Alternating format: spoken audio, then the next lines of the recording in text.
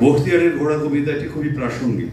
তিনি যে বিপ্লবীদের স্বপ্ন দেখেছিলেন সে বিপ্লবীরাই এখন এই বিপ্লব সাধন করেছেন, কবি আজ বেঁচে নেই। মাঝে মাঝে হৃদয় যুদ্ধের জন্য হাহাকার করে ওঠে, মনে হয় রক্তই সমাধান, বারুদে অন্তিম তৃপ্তি। আমি তখন স্বপ্নের ভেতর জিহাদ জিহাদ বলে জেগে উঠি। জেগেই দেখি কৈশোর আমাকে ঘিরে ধরেছে, যেন বালিশে মাথা রাখতে চায় না এ বালক, যেন ফুৎকারে উড়িয়ে দেবে মশারি। মাতৃস্তনের পাশে দু চোখ কচলে উঠে দাঁড়াবে এখনই। বাইরে তার ঘোড়া অস্থির, বাতাসে কিশোর কাঁপছে, আর সময়ের গতির ওপর লাফিয়ে উঠেছে সে।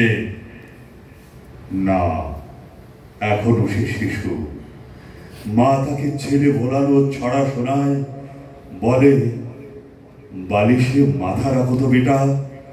শোনো, বখতিয়ারের ঘোড়া আসছে, আসছে আমাদের 17 সোয়ারি, হাতে নাঙ্গা তলোয়ার। মায়ের ছড়া গানে কৌতূহলী কান পাতে বালিশে, নিজের দিলের শব্দ বালিশের সিনার ভেতর।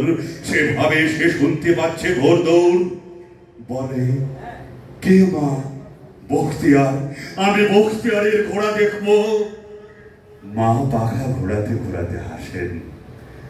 আল্লাহর সেবাই তিনি, দুঃখীদের রাজা। যেখানে আজান দিতে ভয় পান মোমেনরা আর মানুষ করে মানুষের পূজা, সেখানে আসেন তিনি খিলচিদের সাদা ঘোড়ার ছোয়ারে। দেখো দেখো, জারেন পাড়ায় খিড়কি দিয়ে দেখো দেখো। মায়ের কেচ্ছায় ঘুমিয়ে পড়ে বালক। তুলোর ভেতর অশ্বঘুরের শব্দে স্বপ্ন তার মিশে লড়াই। কোথায় সে বালক? আজ আমার হৃদয়ে কেবল যুদ্ধের দামামা। মনে হয় রক্তই ফয়সালা, বারুদি বিচারক।